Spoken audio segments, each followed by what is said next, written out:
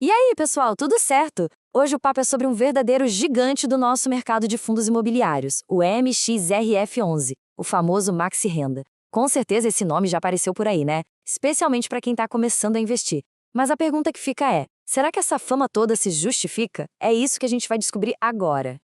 E olha, quando eu falo gigante, não é da boca para fora, não. A gente está falando de um fundo com mais de 1.100.000 investidores. É isso mesmo, mais de 1 milhão de pessoas. Isso faz dele o maior fundo imobiliário do Brasil em número de cotistas. É uma popularidade, assim, impressionante. E aí que entra a grande questão, né? Com tanta gente apostando nele, será que o MXRF11 é mesmo a melhor escolha para dar os primeiros passos na bolsa? Ou será que existem alguns detalhes importantes que acabam passando batido pela maioria de quem está começando? Vamos começar pelo ponto que, sem dúvida, mais atrai as pessoas: o preço da cota, que fica ali pertinho dos R$ 10. Só que isso nos leva direto para um mito bem comum que a gente precisa quebrar de uma vez por todas. Para a gente entender de verdade o MXRF11, é fundamental separar duas coisas. De um lado tem o preço da cota. É aquele valor que fica piscando na tela da corretora, subindo e descendo. Do outro tem o valor patrimonial, que é basicamente o cálculo de quanto cada cota realmente vale, com base em tudo que o fundo possui. E aqui está o pulo do gato. Esses dois valores quase nunca são idênticos. E essa frase aqui do analista Caio Araújo, ela resume a ópera.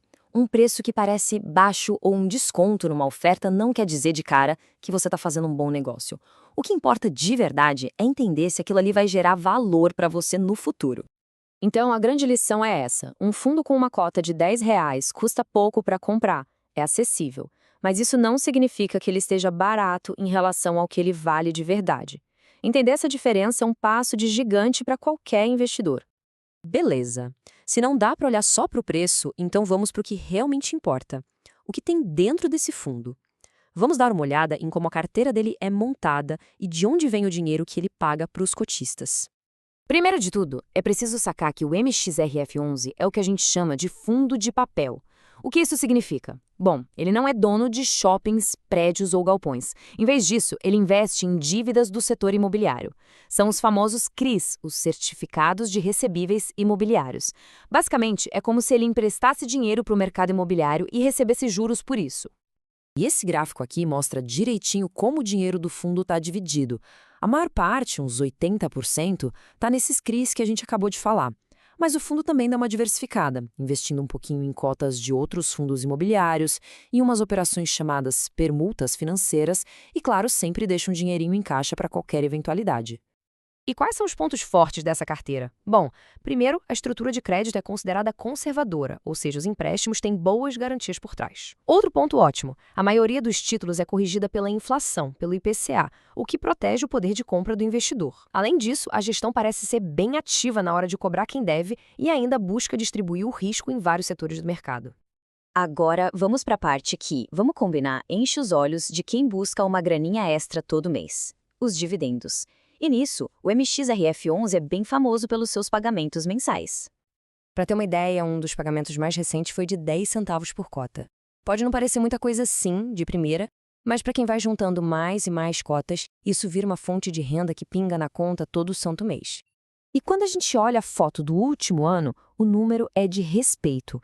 O dividend yield, que é a soma de tudo que foi pago dividido pelo preço da cota, ficou na casa dos 12%. É um retorno bem expressivo, convenhamos. Mas, um alerta. Assim como o preço baixo, os dividendos altos também não contam a história inteira. Eles são sim um atrativo e tanto, mas são só mais uma peça nesse quebra-cabeça, que é decidir se o investimento realmente vale a pena. Então, depois de tudo isso, o que será que os especialistas do mercado estão pensando sobre o futuro do MXRF11? E aqui a coisa fica interessante, porque as opiniões se dividem. É bom a gente conhecer os dois lados da moeda.